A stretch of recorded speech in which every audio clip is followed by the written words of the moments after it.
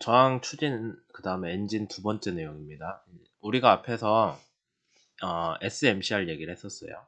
그래서 그게 뭐 13,700kW다. 거기에 90%가 NCR이다. 그래서 이게 실제 배의 속도를 정하는 제일 중요한 값이다 라고 얘기를 했었죠. 이거는 지금 엔진부터 내려와서 해석을 한 내용이고요. 여러분들이 종합설계에서는 엔진을 선정하고 거의 90% NCR이 됐을 때 얘가 우리가 목표인 14.5노트를 달성한다 라는 걸 보여야 되잖아요. 그러면 그 14.5노트는 어떻게 달성을 하냐? 어떻게 달성을 한지를 보이냐? 이제 밑에서부터 올라가는 거예요. 여러분들이 배 저항을 계산을 하면은 유효동력이라는 게 나옵니다. 자세한 내용은 저항 추진 수업 때 했었기 때문에 그냥 개략적으로 얘기하면 실선의 저항을 추정을 했고요. 거기에다가 실선의 설계 속도든 뭐 어떤 속도든 실선의 저항 속도를 곱해주면은 그 속도에서의 유효 동력이 나옵니다.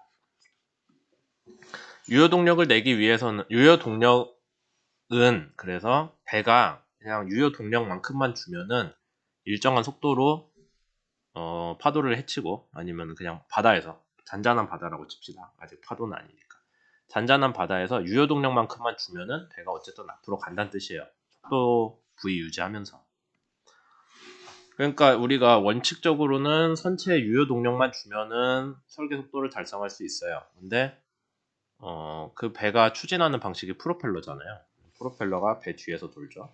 그러면 배 뒤에서 프로펠러가 돌면서 상호작용이 있거든요. 선체는 배에다가, 배는 선체에, 아닌데. 프로펠러는 배 선체에다가, 그 다음에 선체는 프로펠러에다가 상호작용이 있습니다. 그게 성각 효율이고요. 걔를 반영을 해주면은 실제로 추진기가 발생하는 힘, 추력하고 배의 저항하고의 관계가 나와요. 원칙적으로는 추력이 좀 더 큽니다. 저항보다. 그러니까 뭔가 좀 손실이 있는 거죠. 그래서 추진기가 추력을 가지고 배를 밀었을 때 그거에서 일부 깎이고 저항이 되니까 추력 곱하기 속도는 아마도 유효 동력보단 크겠죠.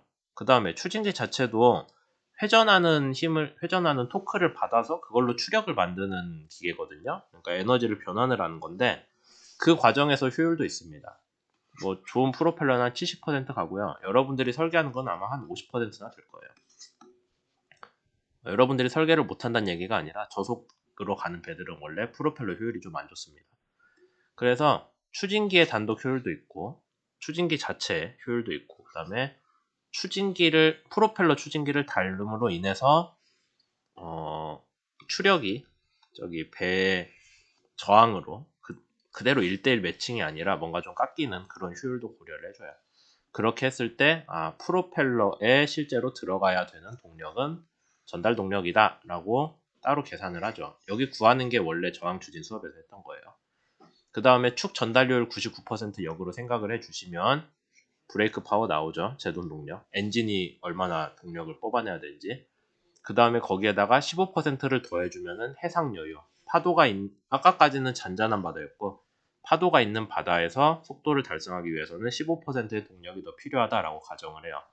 그렇게까지 했을 때, NCR만큼의 동력이 가해져야 우리가 14.5노트의 속도가 나온다라는 거를 거꾸로 되짚어 올라가면서 보여줄 수 있는 거죠. 그래서 우리 종합설계에서 저항 추진 파트를 맡은 학생들은 이 두 가지 방법으로 서로의 결과가 일치한다라는 걸 꼭 보여야 돼요. 다시 얘기하지만은 배 자체 저항부터 시작해가지고 이렇게 짚어 올라가고요. 그 다음에 엔진이 NCR까지 왔을 때 그 결과가 서로 일치해야 된다는 거죠. 그렇게 해야 엔진 선정이 제대로 된 거겠죠. 만약에 한쪽이 크다면은 엔진을 바꾸거나 뭐 배 저항을 좀 개선을 한다거나 추진기를 바꿔 낀다거나 그런 접근이 필요할 겁니다. 여기 내용에 대해서 이제 상세하게 얘기를 할 건데요. 우선은 엔진에 대해서 좀 설명할게요. 여러분들이 카탈로그에서 엔진 찾으면 되고요. 사이버 캠퍼스에 보면은 독일 디젤 엔진 회사 거 카탈로그 올라가 있거든요. 거기서 선정을 하시면 됩니다. 다만 참조 우선 엔진이 6S60MCC라는 건데 이게 지금은 아마 안 나올 거예요. 그래서 제가 저번에 아마 수업 중에 보여드렸을 텐데 아프라막스에 대한 엔진이 EEDI 페이지 2나 페이지 3나 LNG 때울 때에 대해서 추천되는 엔진들이 있었잖아요. 그 중에서 하나를 골랐습니다. 그러면은 S60M이니까 요거겠네요. 7S60M, C10 뭐 이 정도 엔진에 대한 성능 자료가 있고, 그거를 가지고 여러분들이 배에 설치를 했다라고 생각을 하고 이제 값을 보는 거예요. 근데 이 엔진은 찾아보시면은 NMCR은 17,430kW니까 여러분들이 13,700kW로 SMCR를 조정해서 쓸 수는 있겠죠. 최대 출력이 이거니까 엔진 세팅 잘하면은 뭐 그거보다 낮춰서 엔진 성능 낼 수 있잖아요. 그런 식의 접근이 가능하다라는 거 알아두시면 되고요. 그 다음에 여기 엔진 카탈로그에서 엔진 이름 있잖아요. 코드명. 이게 무슨 의미인지도 거기 책에 나와 있긴 한데 좀 설명을 드리자면은 잘 보일지 모르겠네요. 제일 처음 숫자는 피스톤 개수예요. 엔진의 피스톤 개수고, 그냥 엔진 카탈로그 자체는 피스톤 한 개, 실린더 한 개에 대한 성능만 써져 있거든요. 그럼 거기에다 곱하기 개수, 뭐 5를 하시든 7을 하시든 그렇게 하면은 엔진 출력이 곱하기 얼마만큼 빵빵 커집니다. 근데 피스톤 개수가 많으면은 엔진이 앞뒤로 길어지기 때문에 여러분들이 엔진 배치에 좀 어려움이 있어요. 그거 말고 뭐 특별한 거는 없는 것 같네요. 그 다음에 써져 있는 G는 G 아니면은 우리가 앞에서는 S를 봤잖아요. 그래서 G랑 S가 무슨 뜻이냐면은 엔진 그 피스톤이 위아래로 움직이는 거리에 대한 거거든요. 카탈로그에서 찾아보시면은 G 타입이 S보다 뭐 한 10% 아니면 15% 정도 길었던 것 같아요. 스트로크가. 그래서 피스톤이 위아래로 많이 움직인다는 뜻입니다. 그럼 엔진이 위아래로 높아져야겠죠. 얘도 엔진 배치에는 안 좋은데 그 대신에 스트로크가 길수록 아무래도 엔진이 조금 더 효율은 좋아지거든요.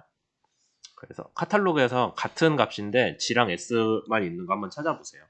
그러면은 아무래도 G 붙어있는 엔진이 좀 더 여러분들이 EEDI 고려하기에는 도움이 될 겁니다. 그 다음에 여기 70 아니면 60 써져 있는 건 피스톤 지름이에요. 70cm, 60cm. 그러니까 엔진 출력이랑 직접적으로 연관이 있겠죠. 큰 피스톤을 쓸수록 그만큼 이 실린더 하나가 낼 수 있는 출력이 커지니까요. 그 다음에 ME랑 MEC가 있고 MEB가 있는데 MEB는 좀 옛날 타입이에요. 그 피스톤 실린더 열고 닫는 밸브가 기계적으로 돌아가는 거고, 그 다음에 C 타입은 열고 닫는 밸브를 전자제어를 하는 건데, 이제 그냥 전자제어가 좋다고 보시면 돼요. 전자제어가 좀 모든 영역에 대해서 다 최적의 결과를 내주고요. 기계적인 제어는 설계되어 있는 특정한 영역에서, 회전수 영역에서만 좀 결과가 좋은 그런 경향이 있습니다. 그래서 그냥 MEC로 보세요. 그 다음에 10.5 써져 있는데 이거는 그냥 그 세대 번호거든요. 그래서 높을수록 새 거예요. 새 엔진이에요. 높을수록 좋아요.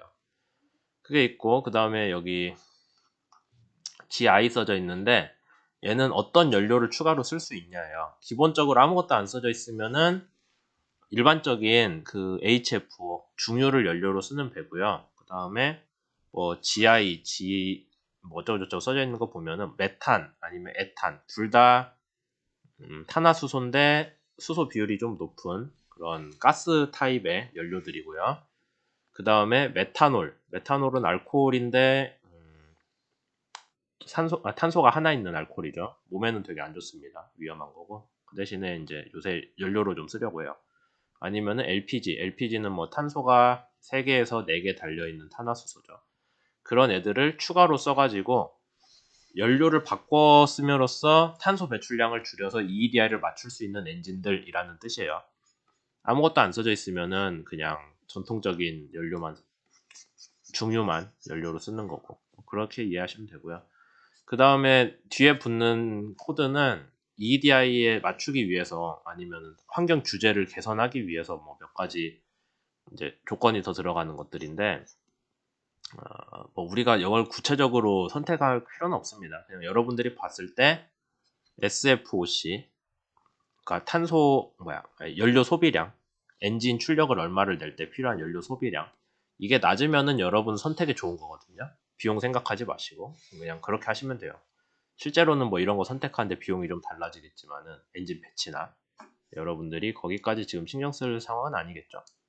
그래서 선택에서도 크게 신경 쓰지 않았으면 합니다.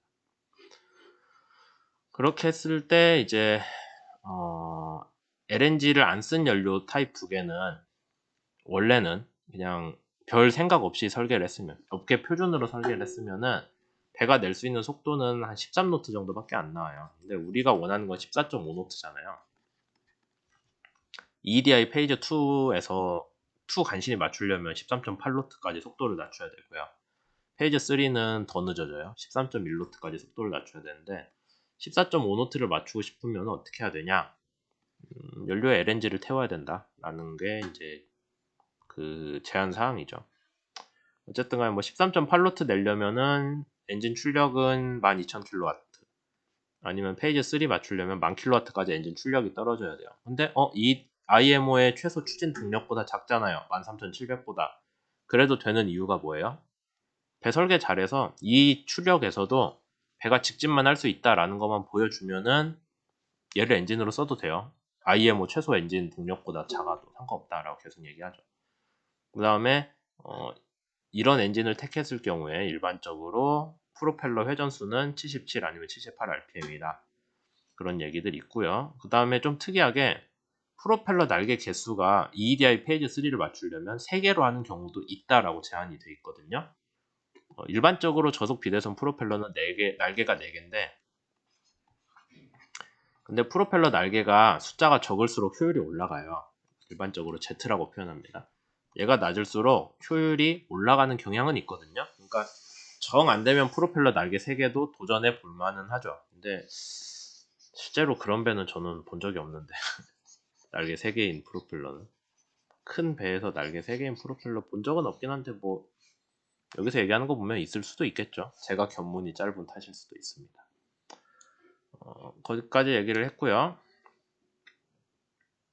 얘기하다 보니까 상당히 영상이 길어지네요. 그러면은 우선 좀 잘랐다가 가도록 할게요.